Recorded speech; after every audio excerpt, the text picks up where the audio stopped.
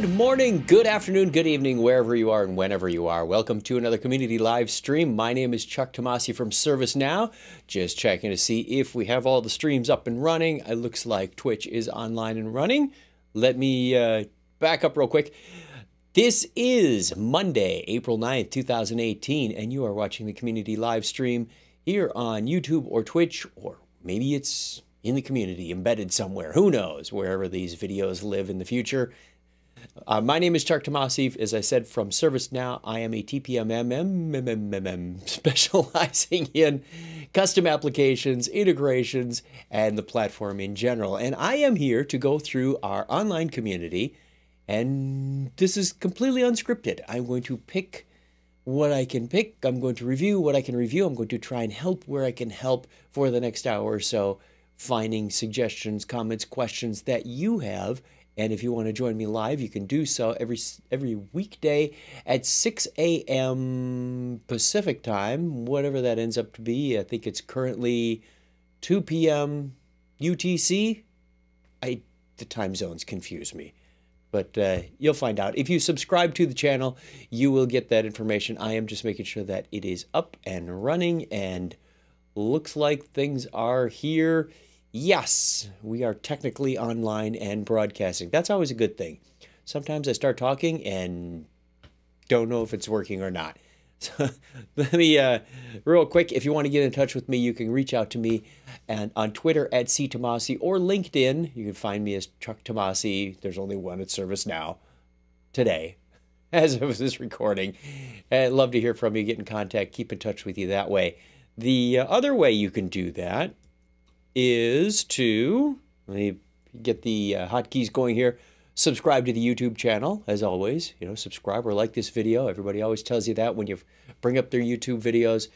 That'd be a big help for us and also for you, because when we do this broadcast, it will tell you, hey, the live stream has started, or the community has uploaded a new video on security or CMDB or whatever it is. There's a lot of good content out there. I thought I was cranking out the content with one of these videos every day. No, there's more than that coming from other sources. So good stuff. Also recommend that if you're not available to watch it on YouTube for whatever reason, it is available on Twitch if you happen to have a Twitch account and want to watch it there. Hey, give me a shout out in the chat room. Love to find out who you are, where you are, who's watching, what the weather's like. But if you've got a question, go over to community.servicenow.com. If you've got a question about ServiceNow or a problem, an issue you want to tackle, please post it there. There are, believe it or not, there are more people that can help you there.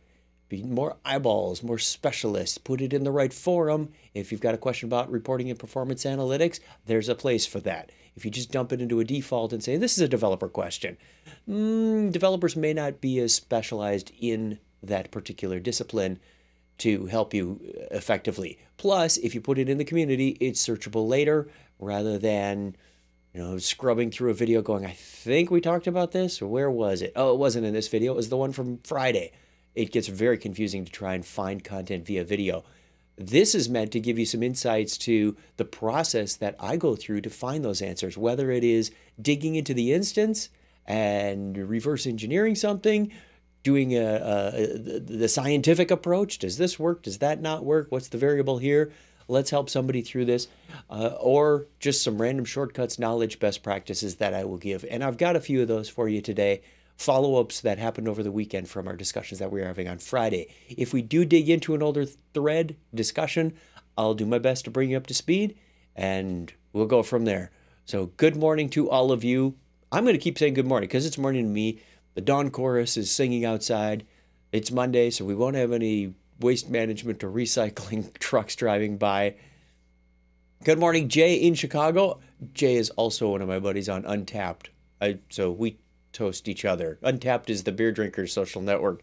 If you're not there, hey, you're welcome to join me there too if you want. It seems like most of my connections on it's UNTAPPD is the app name, and it's untapped.com. You can go there and tell me what you're drinking, how you like it. Jay and I do that along with many, many other ServiceNow people. Comes in handy for live coding happy hour, which is on Fridays. Dave Slusher and I continued our work on the Flow Designer Integration Hub that we had there. Anyway, I'm getting ahead of myself. That can be found via the right keyboard over at developer.servicenow.com, where you can get a free personal developer instance that looks much like this third tab. I'll see if I can get that eventually. You can get Istanbul, Jakarta, or Kingston as of today. When London comes out, it'll be Jakarta, Kingston, and London. See how that goes. JKL. We're doing letters of the alphabet named after cities of the world. That's how ServiceNow releases have gone for about the last 5-6 years. And we feel free. It's totally free. You can mess it up. You can wipe it out. You can turn on plugins. You can check anything you want. Experiment as if it were a sandbox before you start doing this in your organizations. Use the learning paths available at developer.servicenow to teach yourself how to become a more effective ServiceNow developer, administrator, explore new features. Say, do we need orchestration? Go turn it on, try it out, see what you think. Do a proof of concept. Do a demo to your boss and say, look what I've built. I think this would be very effective to us. That sort of thing. Good morning, Carolyn. Good morning, Harsh. Everybody's up. We've got our regular breakfast club going. Pull up a scone and a cup of Bractigino. Sorry. There's been a lot of Star Trek talk around this house lately. Between the podcast and an upcoming vacation. Wednesday shows are getting above 60. Oh, yeah, it's going to be nice in the Midwest. Could that be? Our Wednesday is supposed to be getting closer to 97. It is getting very warm here in Phoenix, Arizona, where I come to you each weekday in the early hours. Where were we? We did Twitch, we did Facebook, we did YouTube. No, we're not on Facebook. That's the other podcast. Whew. My brain is sort of on autopilot this morning. We did the community. I think we're ready to go. Let's put the subtitles away. We will be referencing the doc site in just a little bit. It's time to get started. Let me begin with any unreplied messages. We'll start there. I like to get some new threads going in the morning. Major incident workbench, UI page content is not visible when impersonated as a user. Does the user have access to the major incident? I thought major incident was a new application. This is getting into the ITSM world, and it was in the developer community. So again, watch where you're posting these things. I am new to major incident management module. I'm currently working on a workbench UI page that will gives us access to incident alert and incident alert task content. This is an out-of-box UI page. I impersonate a user who doesn't have ITIL role, and when I click on View Workbench UI action, excuse me, I don't have any tea this morning. I ran out. Got to go get some more. I am able to access the form, but certain contents are not visible. Like when I click Communication tab, the form is blank. But when I give the user ITIL role, I can see the contents. I tried giving right ACL access on incident alert task, but no luck.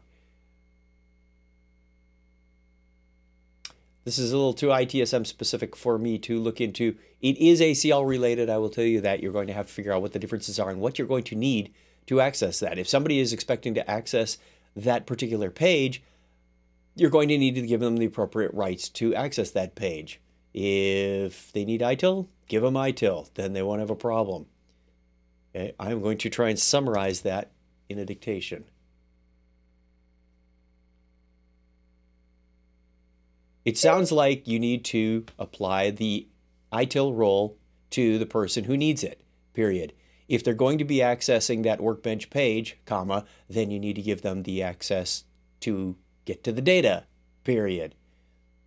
Otherwise, they are going to run into ACL issues, period. Let's fix that ITIL role here. The LITIL. It looks like, oops. You need to apply the ITIL role. Wow. I wasn't watching when it was typing that. That's probably why I talk so slowly, is I'm verifying that the text is coming out. So let's not do that anymore. If they're going to be accessing the workbench page, then you need to give them the roles to get to the data. Otherwise, they're going to run into ACL issues. Role to the person Wow, I missed a whole bunch. Give the, and my fingers are on the wrong home keys. Did that ever happen to you? Give the role to the person who needs it. If they're going to be accessing the work page, you need to give them the access to the data. Otherwise, they're going to run into ACL issues. All right.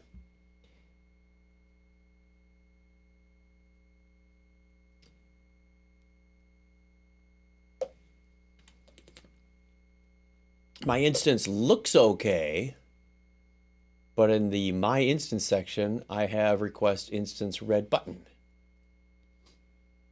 Okay. What do they mean it looks okay? I had a message about we're going to trash your instance due to inactivity. I was on Easter holiday, so I missed the deadline of yesterday. When I clicked my URL, favorite, it looks okay, but the Request Instance red button. Let's see what this picture looks like. I really want an embedded picture viewer. It's just, my instance has the favorites and apps installed and form. What I can see, it looks right. Instance, create request instance. Are you able, the first question is, are you able to log into the instance?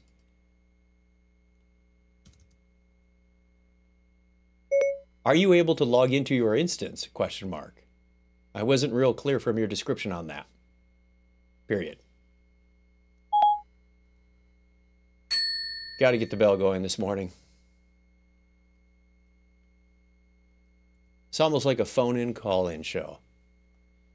Unfair. Sweden is 5 to 10 C. That's not bad for spring this time of year.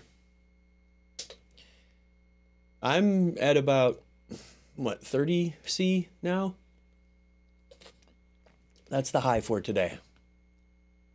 No humidity. That's my favorite part. Okay. Oop. I have not been clicking unreplied. Nothing in the inbox yet. I do have a few things that I want to reply to from yesterday. Friday, the last episode. Rename a critical application. All right, what are we trying to do here? Let's find out. Seems to be a good crop of questions this morning. On incident form, there is a field as critical application. The field is a reference to CMDB CI APPL.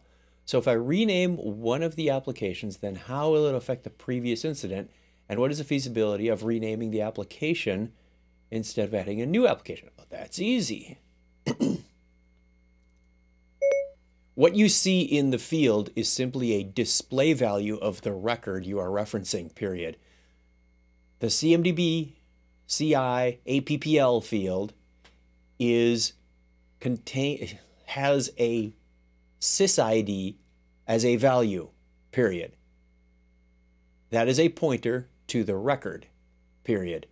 The record indicates which field it will show you in, quote, human-friendly terms, unquote, as a display value, period. If you change the name, you are simply just displaying. Yeah, thank you. That was a mercy stop.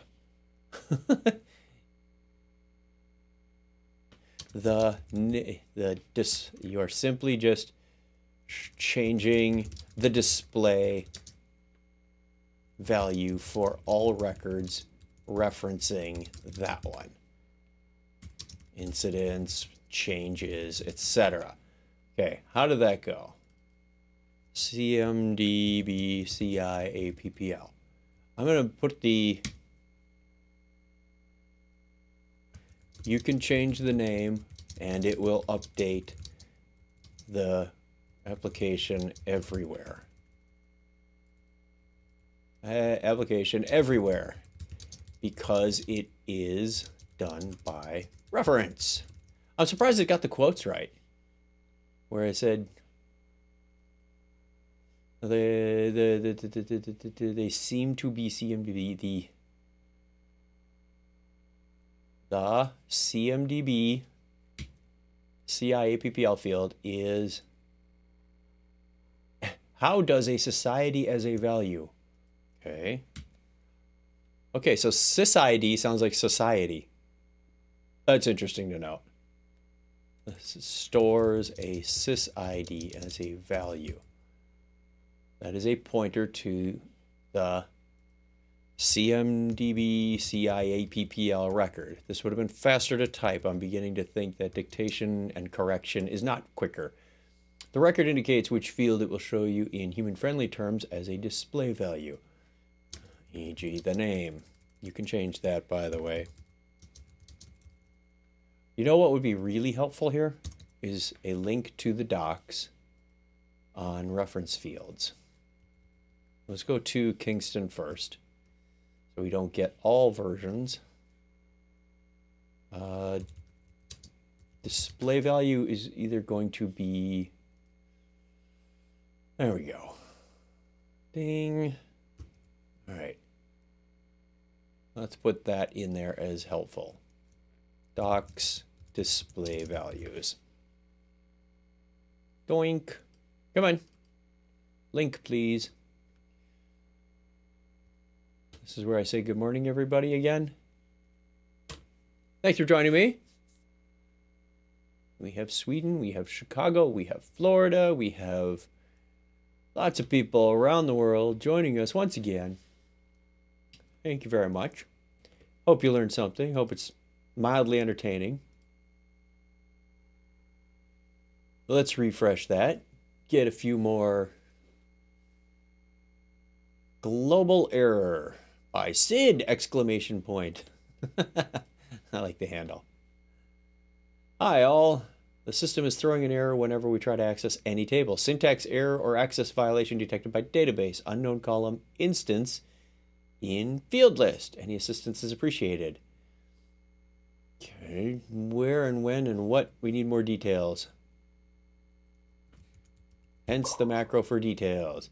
Can you provide, I'm not sure why the @ sign stayed there, some additional details on what you're trying to accomplish? Details, name, and encouraged screenshots are also always appreciated.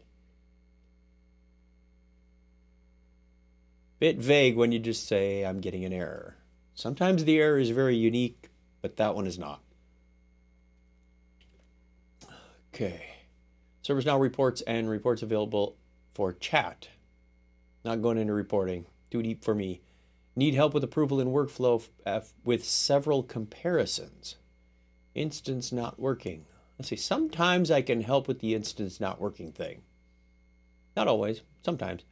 When I'm trying to open instance, it's not loading.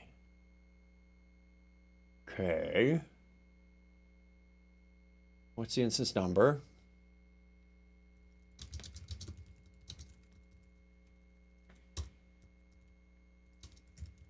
Perhaps I can help.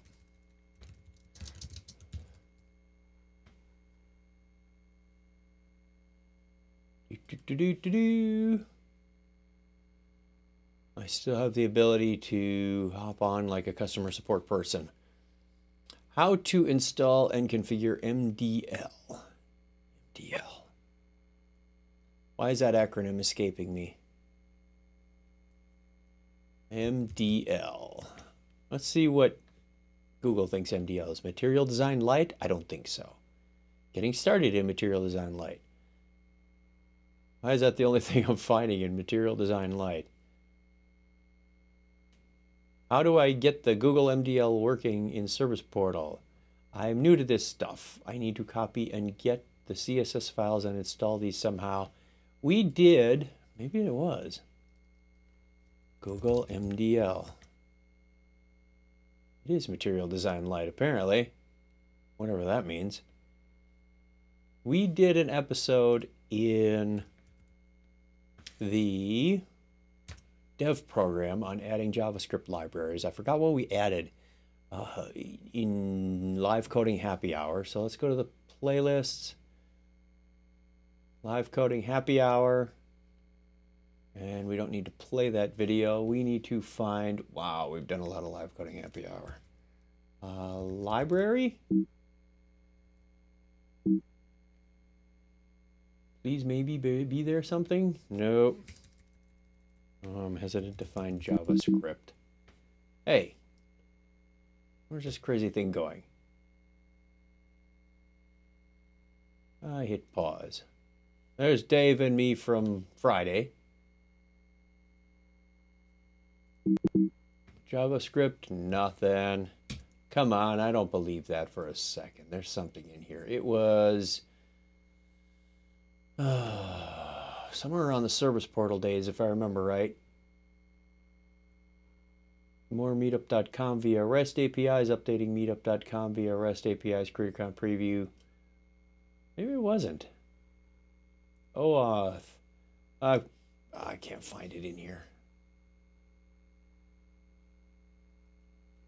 Let's see. Maybe it's in the community. Service portal third-party libraries. Try that. I thought somebody had a blog article or question or something around that. How to access third-party libraries in ServiceNow. Maybe. Angular 2, looking third-party library website, linking third-party website to Service Portal. Maybe. WI Service Portal Lab. Service Portal and Spotify integrating third-party APIs. No. Include third-party JavaScript library. This one's been answered, so let's take a look at that. I know how to do it. It's just not something I'm going to explain very well here. Okay, that's a nice error message. Let me know how it worked. That's a correct answer. Okay, your source time. No, that's... I got a correct answer, but that was completely unhelpful. Linking third-party website to Service Portal. Brad Tilton. Docs, Jakarta, OAuth applications. You can look at OAuth. Nope, nope, nope, nope, nope, nope, nope, nope. We're not going down the OAuth path. I'd like to modify the moment time zone JS file. And they tell you how you can do that. That's not helpful either. How to install and configure. It can be done. I gotta remember, is it in the widget? You go to the Service Portal widgets.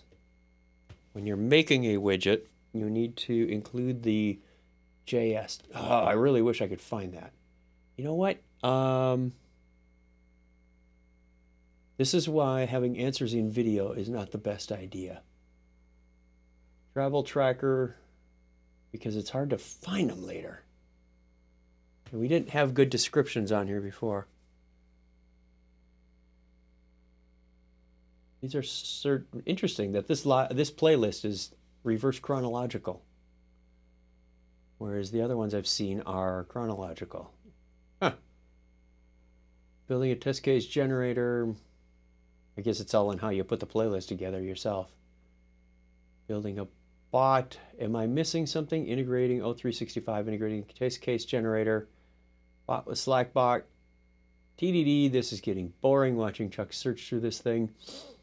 Refresh token, real-time API, getting travel tracker.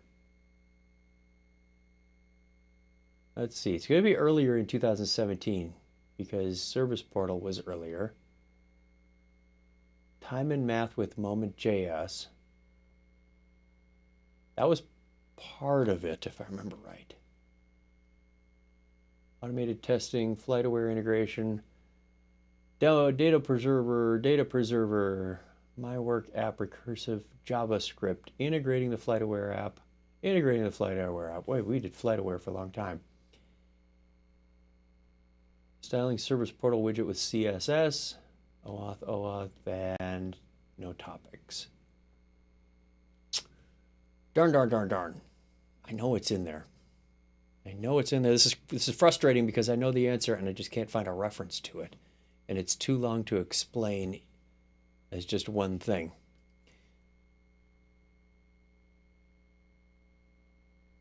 The way it's done is you go into, for you on the video, which is going to be hard to reference, when you go into the widget, down at the bottom of the widget, maybe I should just reference this video. Hey, watch this video at so-and-so time block.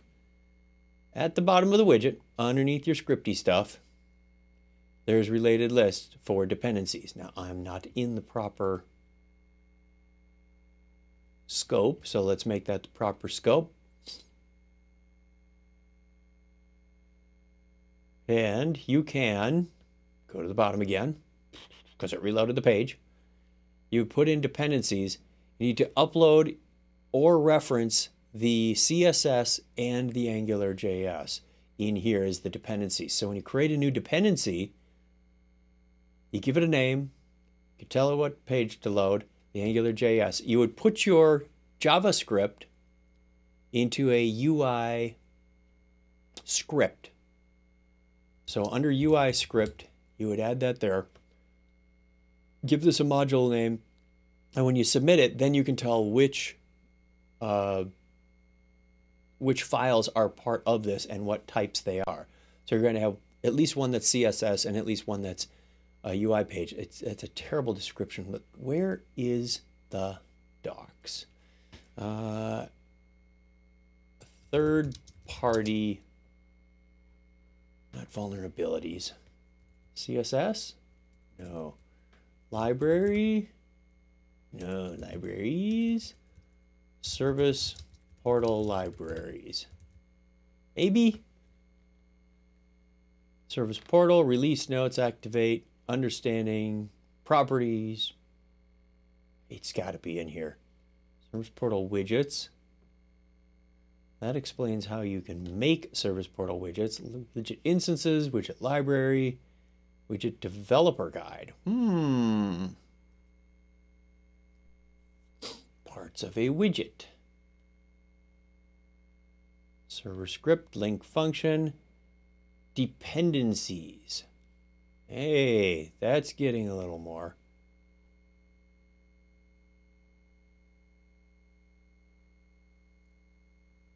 A widget dependency is external resource used by your widget, such as JavaScript or CSS. So where's the docs? That was pathetic. Widget dependencies. Maybe there's a better page. Create a widget dependency. Aha! Now we're getting there.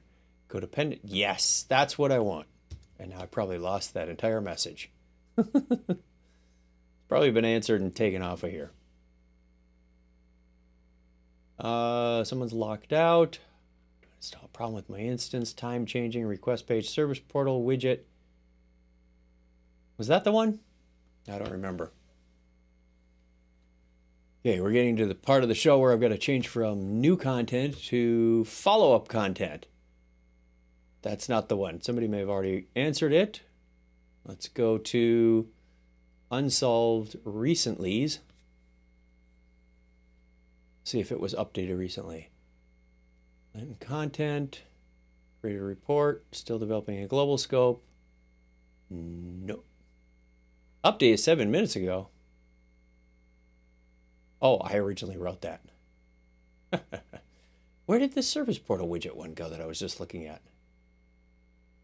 I spent all that time looking for the answer, and now it's gone. Reports need help with approval. How to uninstall them. How to configure. Was that the one? Yes, that was the one. I was just looking at the wrong one. Whew. Craziness. Thanks, Jay. IoT space. Alexa can now broadcast your voice to every echo in the house. Oh, nice. I only have one still. You need to create a dependency on your widget. This should help. Docs. Boom. You know what? I didn't want to do that. What was it called? Widget dependency.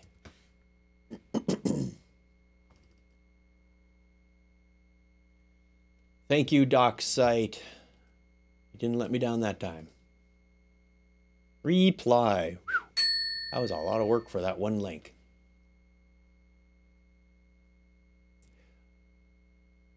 Time to switch gears. Before I do that, let's remind you that it is time to sign up for Knowledge. If you haven't already done that, Knowledge 18 is coming up.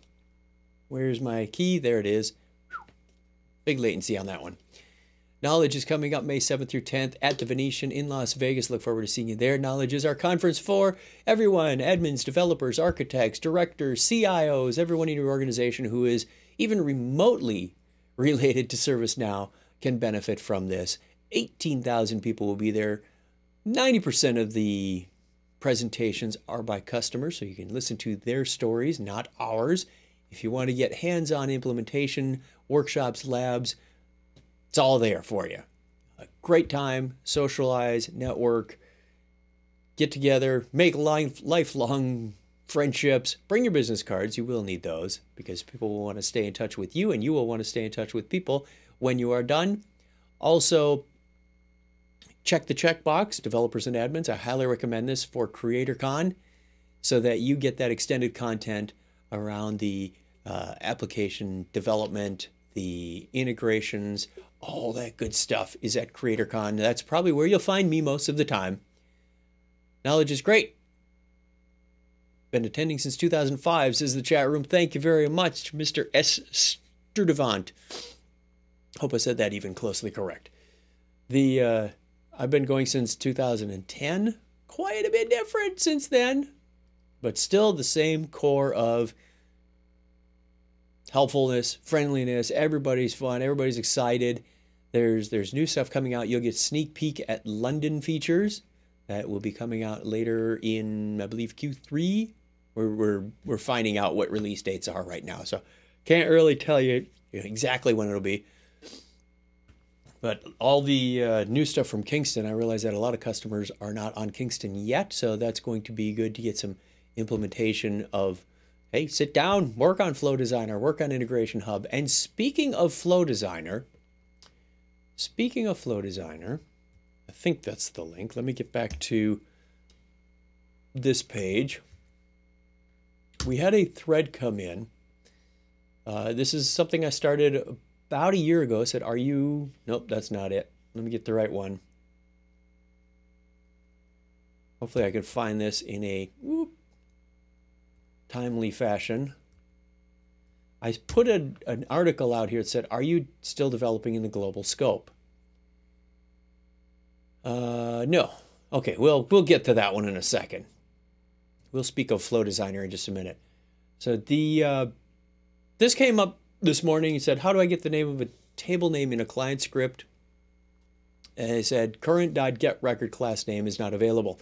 Correct. Current is a server-side object available in business rules, UI actions, and some other place. It is not a universally known thing. They wanted something similar. It exists, and I believe Katya put this in and said, you can use G_form, which is the client script class that you can use to access things on the form. And one of the things that are passed is the table name of the client script that it's running on. So when you load a change request form, gform.getTableName has the name of change_request. So you can get the table name that way. Very important to recognize the difference between server-side scripting and client-side scripting. I think most of us that have come from a full-stack development environment, be it PHP or Perl or Microsoft, are familiar with client-side scripting. That's kind of where JavaScript grew its teeth. And we've got the ability on ServiceNow to do server-side scripting, which gives you direct access to the database. So it's a bit of a paradigm shift if you're coming from one of the other worlds that you've got this server-side capability. My tip to you, I think this is the first tip, or 30 minutes into this, my first tip to you is when you're doing scripting, always consider doing server-side scripting first. Client scripting is great if you want to manipulate something that's directly on the form in real time without doing a submit. Maybe you're doing a Glide Ajax call or a service portal call or something like that. Save that as a backup. It's more expensive to do. It's a little more tricky to design and develop and maintain. There's often a latency involved with that. So work on getting into a server-first mode of thinking. That's really the only reason I wanted to take that one and show that to you. Second link that I have from yesterday.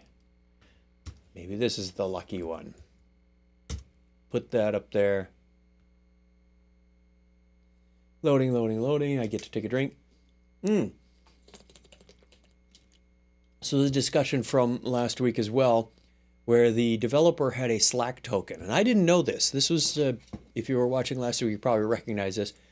But their application required that they get a token so they could do an integration with Slack, and they saved this token in a property. Then when they went to publish this to GitHub, because it was a scoped application and they're doing the publish, even though we're publishing the XML, it said, hey, I recognize this. It's a Slack token. I'm not going to let you save this, or I'm going to delete it. I forgot exactly what it did. It said, token is being posted publicly to the internet, which would be bad. You're giving away credentials. It's almost like posting your login and password to something. To keep Slack workspace secure, precautionary step has been taken to permanently disable the affected token. So they told Slack, disable this. It's no longer valid. So the act of saving the token to Git disabled the Slack integration. Nice that they told you, but on the other hand, what do you do with that? The answer was save it in a table. Make your own table, kind of a pseudo properties. I've done this before when properties weren't the right thing. Benefit of using properties with, say, when you create your own application, I highly encourage you to take a look at making properties, maybe a property page. We have a Tech Now episode on that from 2017, I think it was, about a year ago, that shows you how to build a property page to organize and manage your properties. So now you've got an official application. Not only do you have your data and your rules and your CIs and whatnot, but you've got a properties page just like another ServiceNow application. Very handy for managing those. The advantage of properties is they are synced across all nodes. You may have one dev instance, but your dev, or one prod instance, let's say, but your prod instance could have 4 worker nodes underneath that are doing the load balancing. And when you set a property, it's immediately synced and cached. So they are faster. When your application does a gs.getProperty call, you will then get instant access very fast. If you save it in a table, it's going to take a little more latency. It's not that it's not synced, but it is not going to have quite the response. It's up to you to do that glide record query, get the value of the property in your script. Maybe you put that in a script include called get my application attribute, or whatever you want to call that thing that drives your application. But you could put the Slack token in that table, and now the data in that table won't get synced to GitHub unless you specifically tell it to by creating an application file. And that can be done on any table by, where is it? It was after here. Nope, it was after here. It was at, where is my instance? Wow. Community inbox, widget dependency. All right, I'm going to go through this. I apologize for the tab flipping. There it is. If you were to create a record on an application, let's go back to, well, we're in a scoped app. Let's do that. Performance, spell it right, CE app gets me there. And I wanted to take, say, these review records and make them part of this application. Maybe it's for demo data, okay? Or something you do need to promote from dev to test to prod that is part of the way that application behaves. I can say, take these 3 out of 5 records, come down here and say, create application file. They will become part of the application, get stored as the repository, get pushed when you promote that into the repo and pull it down from another app. It will be part of that data. Very useful when you do things like approval lookup rules. Say, these are the people that need to approve based on these other criteria. Please, please, please send this with the data, send this with the table I created. Approval lookup rules is kind of sad example because there's already a table of approval lookup rules, but you get the idea. These are, when you make your application data driven, you take out a lot of the maintenance that needs to be done later on. So when somebody comes back and says, we need to change this property from 3 weeks to 5 weeks, or 3 weeks to 1 week, all you're doing is going into prod, changing a property, assuming you can do that within your change control governance requirements, compliance, all that stuff. Make sure you're doing the right thing. You change it, you can change it in prod. You don't need to go back to development. You don't need to find everywhere that the 3 was used and was it documented and was it Maybe it was even in a script include if you did your code right, but still you've got to go back to dev and then promote it and test it. If you've got this in a table, which I absolutely love doing, I don't know if I have an example here, but I was writing an application this weekend, rewriting an application, as it were, that said, I need to change the way that, say, this particular Amazon Dash button behaves. Instead of turning on one light, I needed to turn on two lights. I can make that lookup rule part of the application. And then when I push the new application up, all I'm doing is reconfiguring data. I go into a table and say, okay, change it from 1 click to 2 clicks. In production, I'm changing data the same way I would change group membership, for example, and say, these people are now in the group, these people are now out of the group. I don't go back to a developer to do that.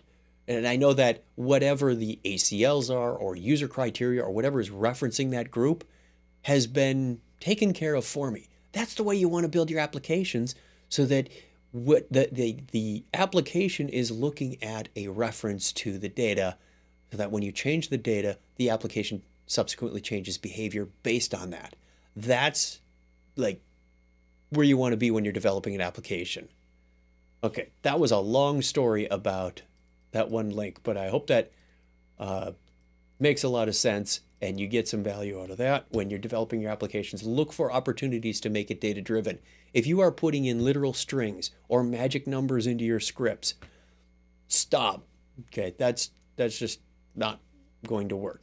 If you watched the live coding happy hour from the last couple of weeks, you will have seen an example of this where I was using the glide filter script class to say glide filter.check records, and it will check a record to see if it matches another criteria in a lookup table. So I was making my own lookup rules, putting this into Flow Designer so that somebody could say, hey, go find me all the records that match this criteria, and then drive their process based on a data table. Even better. So now I've got a scriptless solution that's working on my sort of generic script. Let's go find another one. Maybe this is the one that was talking about Flow Designer.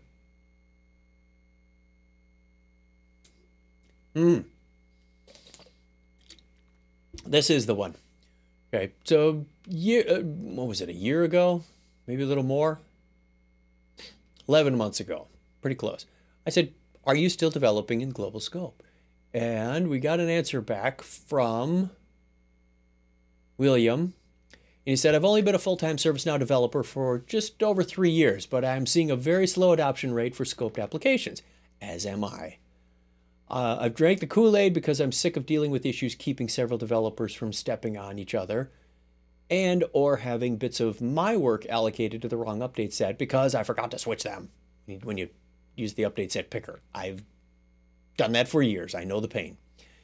As to others, from what I observed, the issues impacting adoption are lack of consistent messaging / guidance from ServiceNow support. Recently, members of my team, I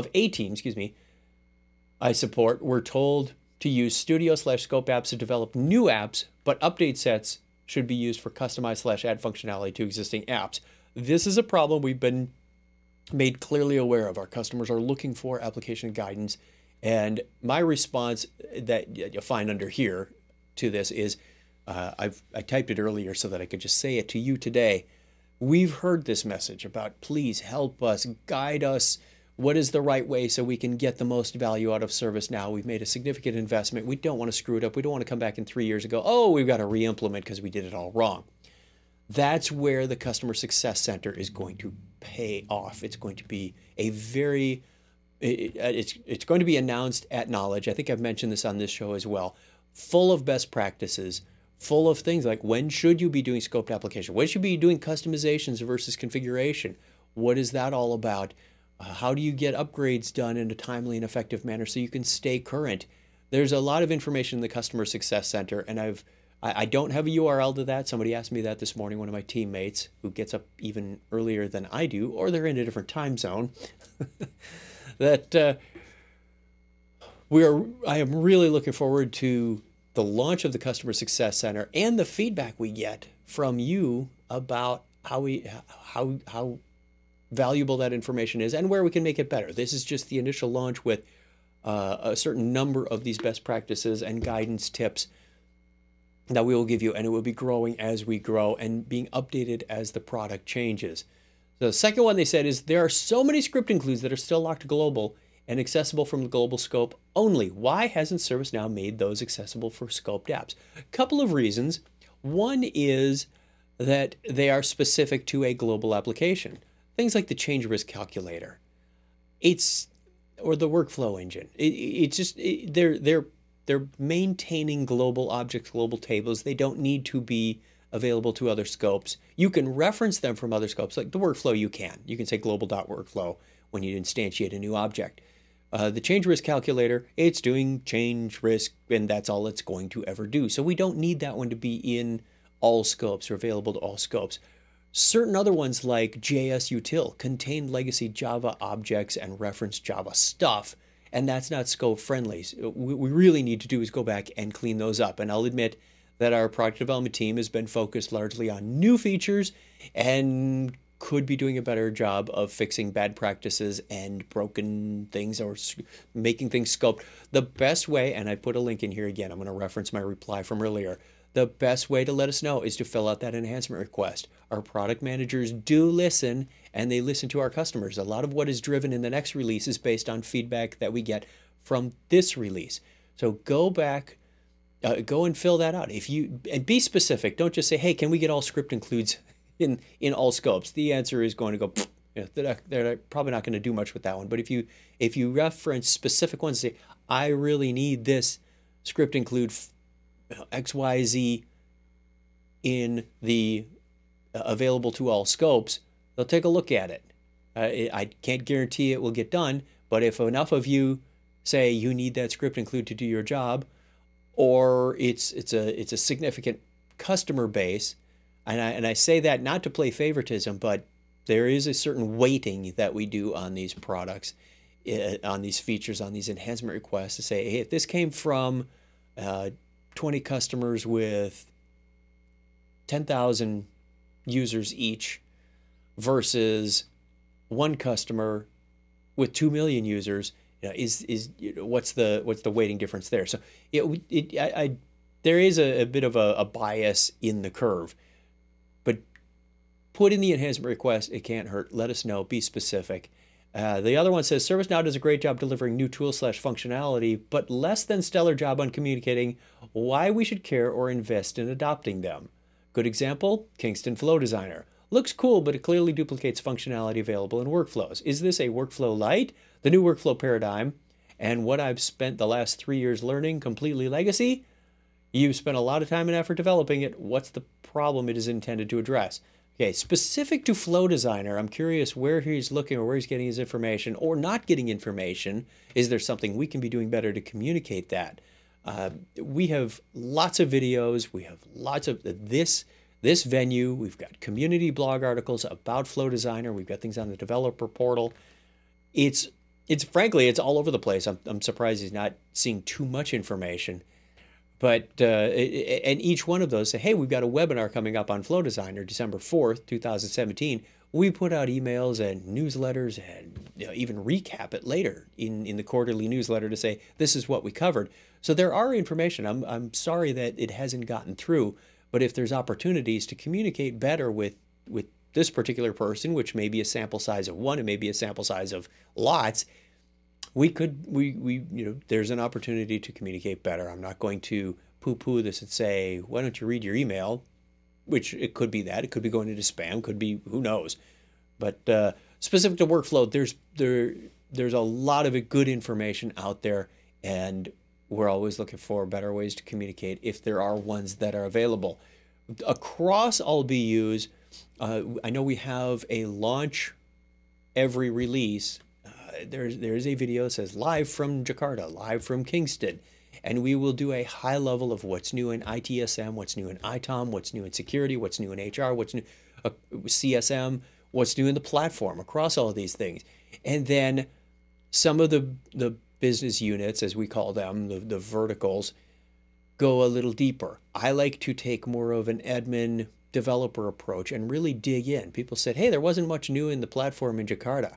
I beg to differ. There was a lot if you dug into it. And if you go back to the Tech Now episode on Jakarta, I believe it was from July in 2017, you will see a full hour, and I am talking as fast as I can. There's no commentary from Craig and Dave. They were not there.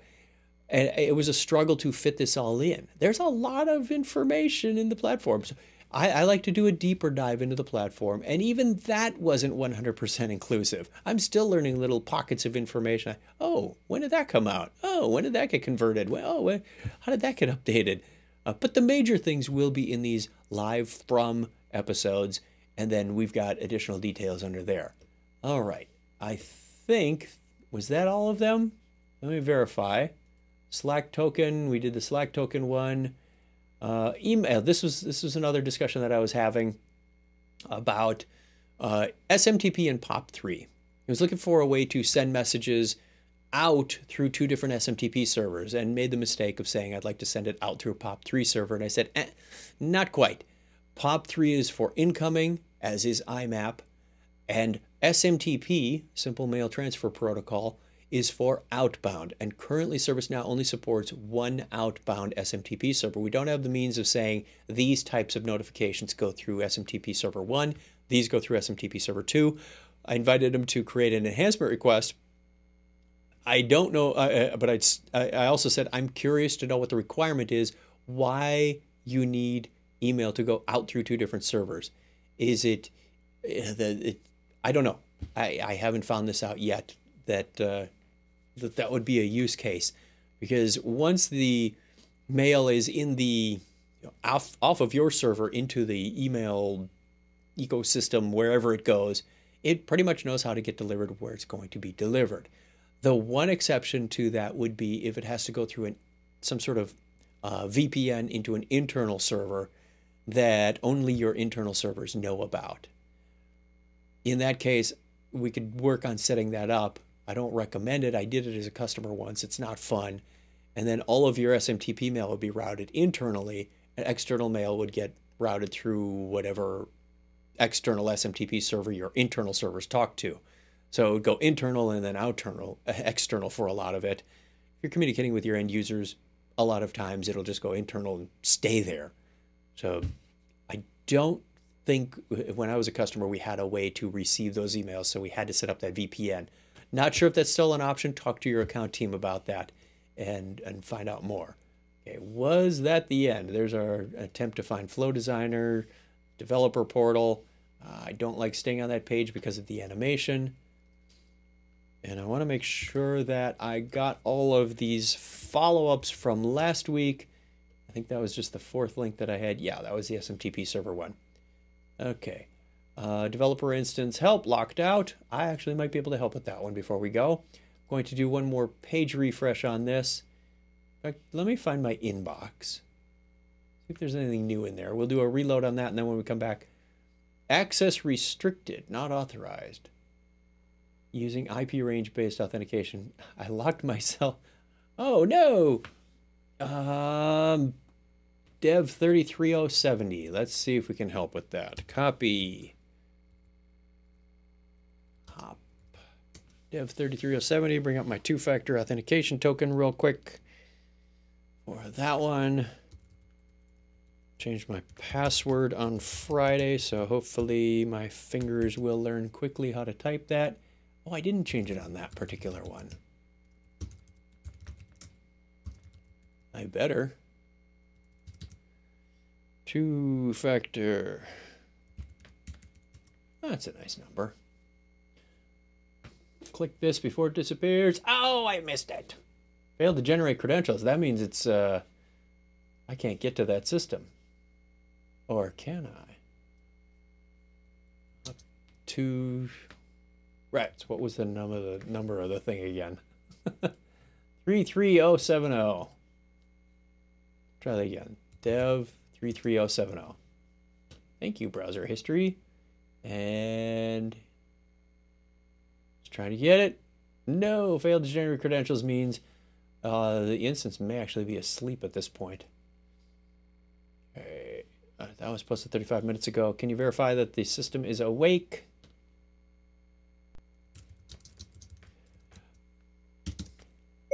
Can you verify that the system is awake and online? Question mark.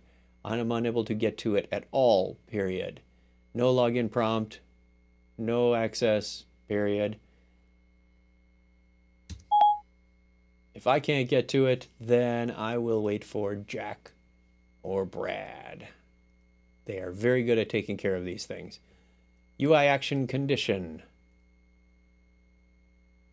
Wrap up in the last 5 minutes with just a couple more quick ones. Real quick check to the inbox after this. I've created UI action. Assign this incident to me with the below condition. Active is true. And assign to is empty and state is 1, where I want a button to appear only if the result of these conditions is true. But the form appears even if all these conditions are false. Could anyone help me understand the mistake I'm making? I suspect you need a current in front of a lot of those.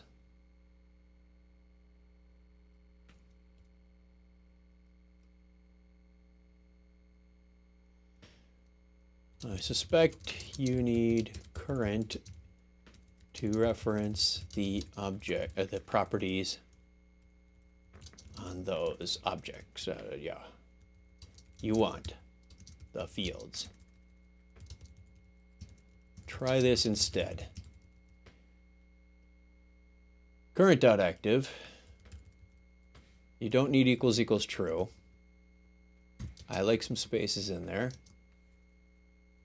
Current dot is empty. They want to know, is it empty? Current dot assigned to dot nil. And we don't need all the extra parentheses because they're ands. They're all the same operator. They're going to be evaluated. Current dot state equals 1. They're all going to be evaluated at the same time. There's no order of precedence, so you don't need parentheses to clarify it.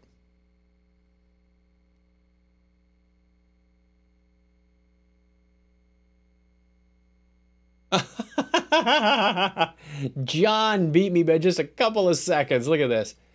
I don't need current.active. This is almost the exact same answer. We were typing at the same time.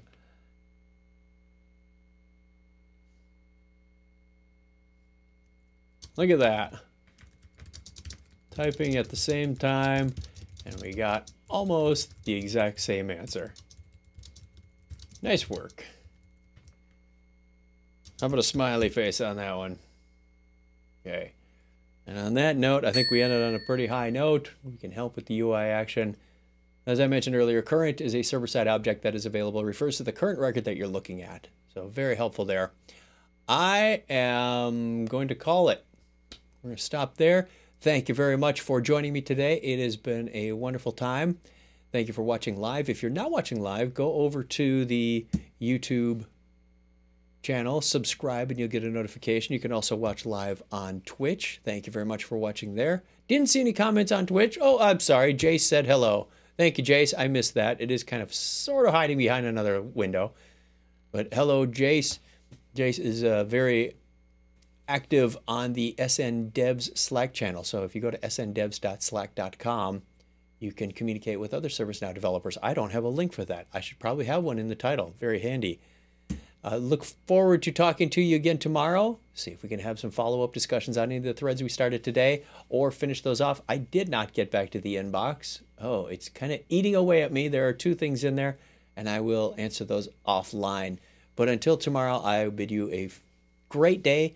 Go out and learn something, share it, and be helpful to other people. Until then, take care. Bye now.